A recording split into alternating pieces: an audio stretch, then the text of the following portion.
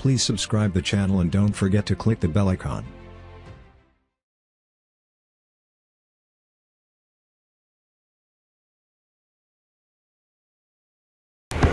Bismillahirrahmanirrahim.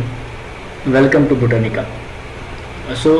Previously we were discussing about the soil, what are the different fields which are associated with the study of soil.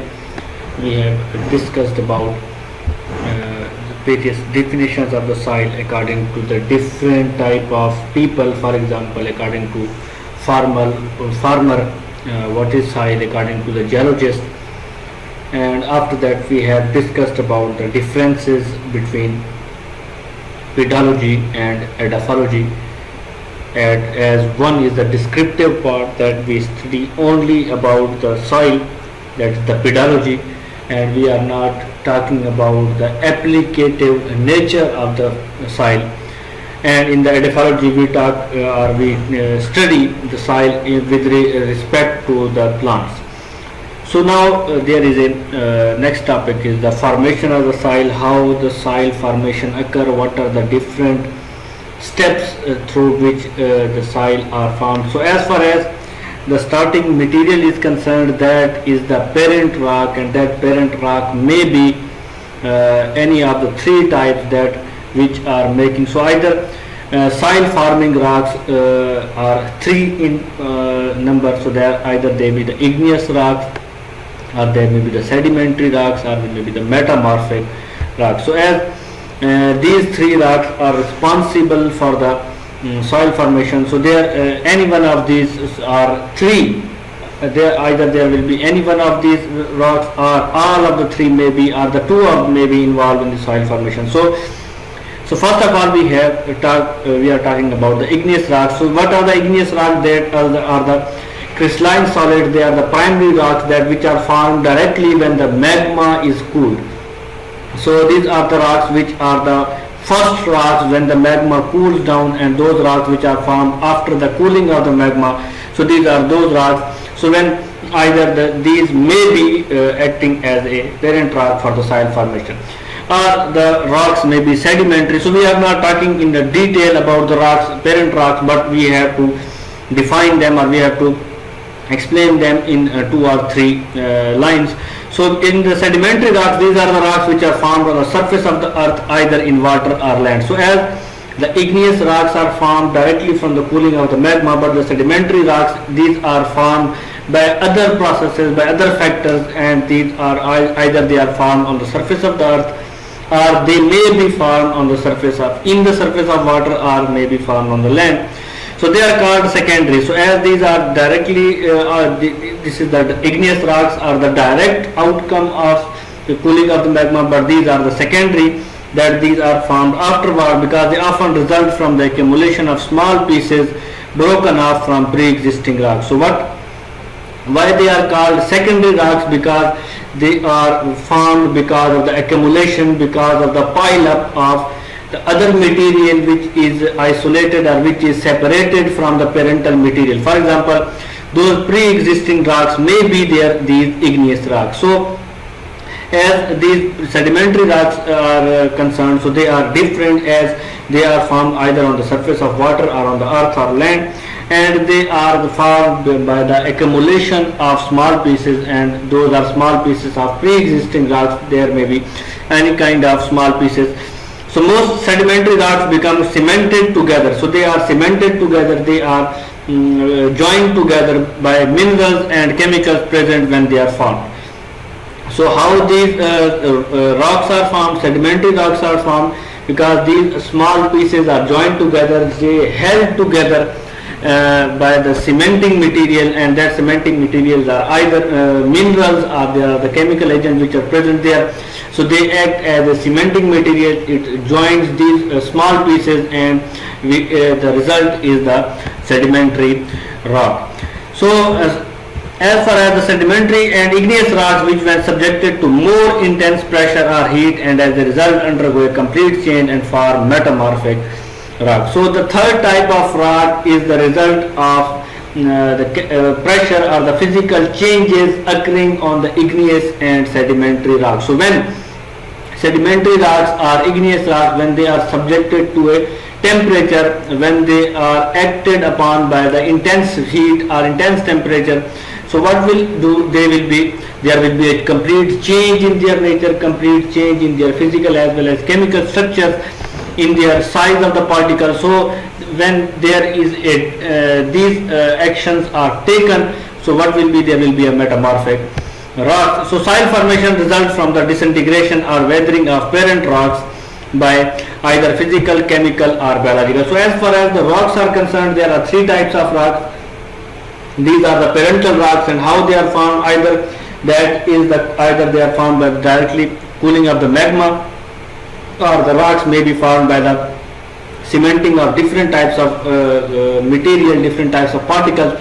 They are cemented together by the action of minerals and chemical agents, or these sedimentary and igneous rocks may be subjected to intense temperatures and heat and pressure, and by which what will do? They will become changed into a metamorphic rock. So either of these three rocks may be the parent material for the soil formation. So how soil formation occurs? Soil formation results from the disintegration or weathering. So when there are rocks, so these rocks serve as a primary or starting material for the formation of soil. So remember, these rocks providing only the material which is required for the soil formation. These are not the soils. Actually the soil, they contain minerals, they contain other organic material, but what will happen? These rocks will be subjected to various processes, various action will be taken, various physical, chemical or biological changes will take place, and afterward it will be converted to a soil. So these disintegration or weathering process may be either it may be the physical process, it may be the nature of the rock may be changed by the physical processes, or it may be changed by the chemical agents, or there may be some biological agents like the living organism, fauna and flora which is present on that rocks. So it will change that particular rock into a soil. So as far as the weathering results, small particles called. So when weathering occurs, action of the weathering occur on the parent rock, either that is the biological weathering or it is physical or it is chemical. So what will happen? That weathering will result or it will change the rock into a small particle. So those small particles which are the result or which are the product of weathering process on the rock, so those particles are called regoliths. So remember, so first of all we have a parent rock, either that may be igneous, sedimentary or metamorphic rocks. So on those three types of rocks the weathering process occur, and that weathering process may be physical, chemical or biological, and by the weathering process that rock is changed into small particles, and these small particles are called regoliths, and these regoliths under the influence of other pedogenic processes finally develop into a mature soil. So there is a parent rock by the weathering process is changed or it is converted to a regolith, and that regolith by the process of pedogenesis it will be finally developed into a mature soil. So remember, these pedogenic processes are very much in detail. So these are, so we say that these pedogenic processes are the soil formation steps which are involved when these regoliths are subjected to various changes in their physical and chemical structure. So as far as the weathering process is concerned, which is occurring on the rocks, either igneous, sedimentary or metamorphic, so that weathering may be either the physical weathering. So what is physical weathering? These physical agents or the physical weathering is caused by the physical agents, and those physical agents may be climatic agents, and mostly they are the climatic agents. And in the climate, you know that there is a temperature, there is a heat, there is a rainfall, and in rainfall we say that the climatic agent, it is also the climatic agent, but it also act in the chemical weathering as well. So there is the temperature which is involved in the physical weathering, water, ice and gravity. So these are the four climatic agents or the physical agents which involved in the process of physical weathering. But remember, in the physical weathering, as the name indicates, that they only change the physical nature of the soil, but there is no change in the chemical properties of the rock. So physically that rock will be changed into some other types of particles, some other, but that the chemical properties of the of that particular rock will remain the same. There will be no change. So these climatic agents are temperature. Either there is an intense temperature, for example, intense temperature, more intense temperature 50, 60 or 70 degrees Celsius, or there will be a low extreme, for example, temperature in the minus. So minus 40, minus 30, minus 20. So these are the temperature, both extremes of the temperature. They will change the physical nature of the rock. And along with the temperature there is water. It will also, so you have seen that when water is flowing from mountain to the lower parts, to the steep places, so what will happen after 2, 3 or 4 years, you will see that there is a change in the nature and the physical shape of that particular rock. So ice is also what will happen, ice is also a physical agent, because when there is a rainfall on the rock and the temperature is very low, so that water which is present in the crevices of the rocks, it will change into an ice. And when the water change into an ice, it expands, and by the expanding process what will happen, that rock will be disintegrated, it will be changed into small particles. And gravity is also responsible, it is also a physical agent which will be responsible for the physical changes in the parental rock material. So changes, so what physical weathering do, what the physical agents do on the, they change the rock into a regolith, so but do not cause any chemical transformation of the rock. So these regoliths are formed only by the process of physical weathering, but as far as the chemical or the chemical constituents or chemical composition of the rock is concerned, it is not changed, it is the same. So you can easily identify that what is the difference between the chemical and physical weathering. As far as the physical weathering is concerned, it is changing only the morphology of the rock, it is converting it into smaller particles, or more smaller particle will be formed. So this is the only transformation of the rocks, and regoliths are formed. So this process is called the physical weathering. So it occurs in the deserts, at high altitude, at latitude. So why it occurs in the deserts? Because in the deserts you've seen that there are various deserts where on the day temperature is very high, 50, 60 degrees Celsius, but at night rapidly sand cools down, the temperature falls below zero. So in the deserts there are more intense temperature, high temperature, for example 50, 60 degrees Celsius, as well as there are minus temperature in minus at night. So these as deserts, physical weathering occurs in the deserts, as it also occurs at the high altitude and latitude where the temperature is also very low, and especially at places where sparse vegetation grow over the rocks. So you can know that, you know very well that trees are the roots of the trees, and the plants, they are the binding agents and they held the soil at place. But when there is no vegetation, the vegetation is sparse, so what will happen? So the rock will be more exposed to the physical agents, and it will be changed into a soil. So these are the various processes which are involved in the physical weathering of the soil. And next is the chemical weathering. So due to physical weathering, the rocks are exposed and they are changed into a regolith. So now they are subjected to chemical weathering. When physical weathering occurs, they are changed into a regolith and they are changed into smaller particles. The physical transformation has occurred. So now they are more exposed to the chemical agents. Now chemical weathering occur and it will change into the, so now it occurs simultaneously and continues for a long period after that. So as far as the physical and chemical weathering is concerned, so they occur side by side. So but the difference is that when physical weathering occurs at the rocks, so after that when chemical weathering starts, so what will happen? So there will be more exposed surfaces of the rocks for the chemical weathering. But remember that these two are occurring side by side. Chemical weathering and physical weathering are occurring acting simultaneously on the rock, but it can continue, chemical weathering continues for a very long period after that. Here the chemical transformation of parent mineral occur to form new mineral complexes. So as the name indicates that there is a changes in the chemical composition, chemical constituent.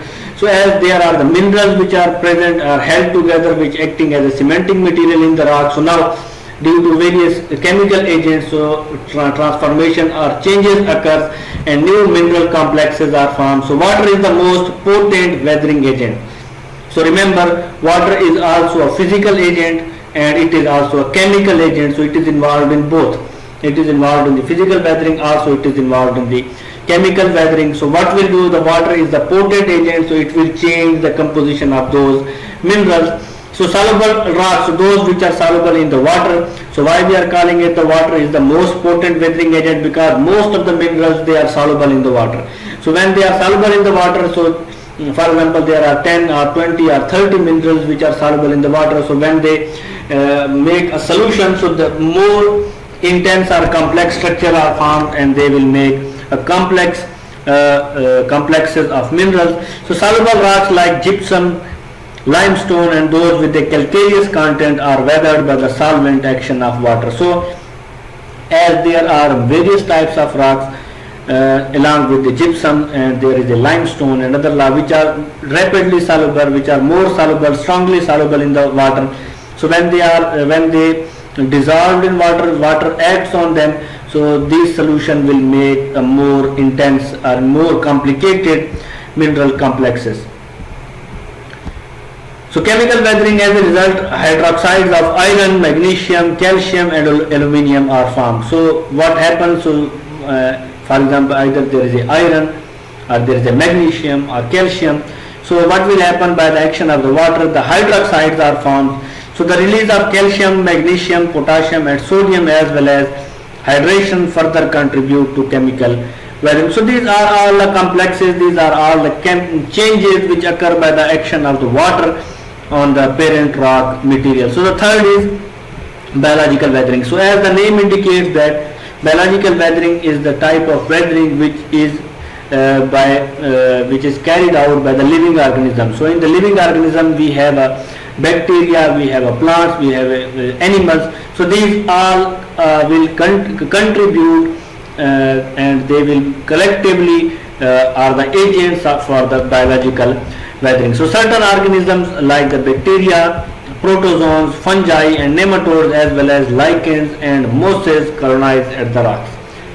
So when there is a rock material, at the rocky material, as the higher plants are concerned, so they are sparse in number. So they are very less in number because the roots are unable to penetrate those strong and those hard rocks. But there are certain plants, for example there are the lichens and mosses, the bryophytes. So they have the ability to colonize those rocks. And along with these plants there are the nematodes, the fungi as well, the protozoans and the bacteria. So they all are collectively growing on those rocks. So when they grow on those rocks, they are acting as a biological agent, and what they do, they change the nature of that particular rock. So they transform it into a dynamic system storing energy and synthesizing organic material. So what they do, they get nourishment from those rocks, and what by the action of the growing of certain roots and by the as the rocks are habitat for those bacteria and other organisms. So what they do, they either storing the energy and they also synthesize the organic material. So their activities change the physical structure of the soil. So while it is also changing the physical structure of the soil, but as this is carried out by the biological agent, the living organism, so that's why we are calling it biological weathering.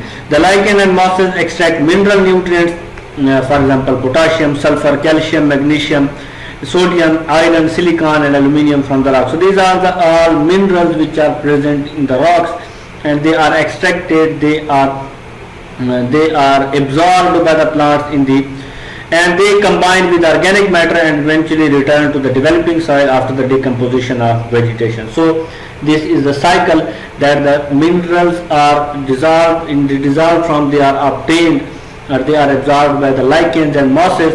And what will happen when that plant or animal die, So those minerals are again reverted back to the rocky material. So when the vegetation or the decomposition occurs, so they are again returned back to those soil or those rocks, and the cycle will begin. But what will happen by the growing of these mosses and the living of other organisms, so they will change the physical structure of the rock, and it will be exposed to chemical weathering, and these collectively physical, chemical and biological weathering will change that particular rock into a mature soil. But remember, these all the actions, they take hundreds of years. So it is not the case that rock which is formed, it will be for example, it will be changed into a mature soil in 10 years or 20 years or 30 years. So it is not the case. These are the processes are take very much time, and eventually, but these are very slow processes, but eventually what we will get a mature soil, and by this process the soil will be formed.